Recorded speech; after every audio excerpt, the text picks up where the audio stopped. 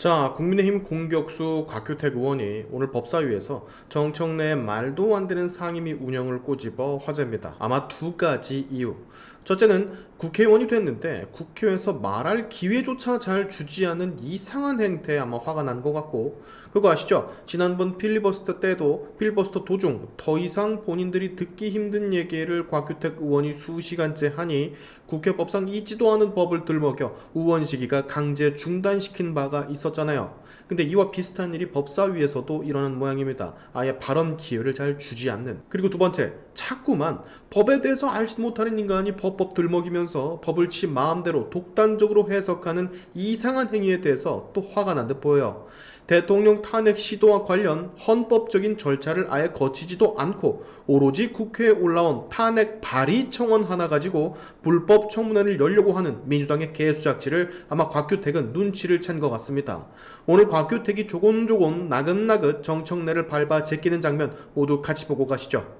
곽규택의 말을 듣고 꽤나 할 말이 없었던 건지, 아니면 그냥 한 귀로 듣고 한 귀로 흘린 건지 아무 말 없는 정청래의 모습이 참 인상적이네요. 모두 같이 보시기 바라면서 곽규택 의원의 싸움 응원해 주시기 바랍니다. 부산 서구 동구 출신 곽규택입니다. 아까 제가 의사진행 발언 기회를 달라고 했던 것은 그 상임위원장님의 의사진행 방식에 대한 문제점도 지적을 하고, 또 내용적으로도 청문회가 불법 청문회다 하는 것을 설명드리기 위해서 의사진행 발언 요청을 했었습니다. 근데 이마저도 묵살이 됐습니다. 저는 국회의원을 시작한 이래로 참 의문이 드는 사항이 많습니다. 국회의원이 국회에서 이렇게 하고 싶은 말을 하지 못하고 그 말하는 기회를 좀 달라고 하는 이야기를 계속 해야 되는가 하는 거에 대해서 정말 의문입니다. 지난번 무제한 토론 때도 국회법에도 없는 그 국회의장의 일방적인 토론 종결, 또 상임위에 오면 상임위원장의 일방적인 발언 기회 박탈, 이런 것들이 반복이 되고 있습니다. 국회의원이 본회의장과 상임회의장에서 발언을 한다는 것을 이렇게 힘들게 해야 되는 것인가 하는 것에 대해서 먼저 의문을 제기하고요.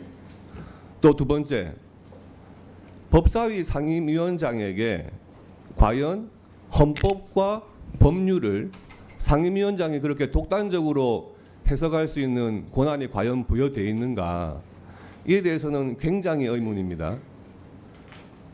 지금 상임위원장께서 말씀하셨듯이 헌법상의 탄핵소추, 특히 대통령에 대한 탄핵소추는 헌법 65조에 의해서 제적의원 과반수의 의결이 있어야 발의가 되는 겁니다.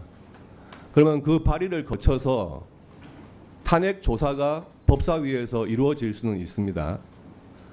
그런 헌법적인 절차가 있는데도 불구하고 민주당에서는 그런 절차를 거치지를 않고 청원을 가지고, 청원 내용도 탄핵 발의 청원입니다. 탄핵 발의 청원을 가지고 헌법상에 규정된 그런 절차를 무시한 채 탄핵 조사와 실질적으로 내용이 같은 청문회를 하겠다는 겁니다.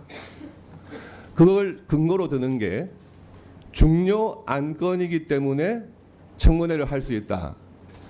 중요 안건인지 아닌지를 상임위원장이 독단적으로 판단할 수 있는 근거가 있습니까? 없습니다. 중요 안건인지 아닌지는 이 법사위에 있는 위원들이 충분한 토론을 해봐야 알 수 있는 거죠.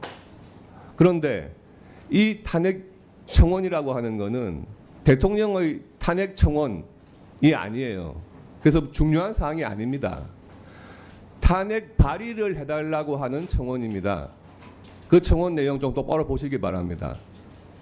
그러면은 탄핵 발의를 할 수 있는 권한이 법사위에 없는데, 법사위에서 분명히 탄핵 발의를 할 수 있는 권한이 없는데, 이거는 금방 상임위원장도 말씀하셨어요.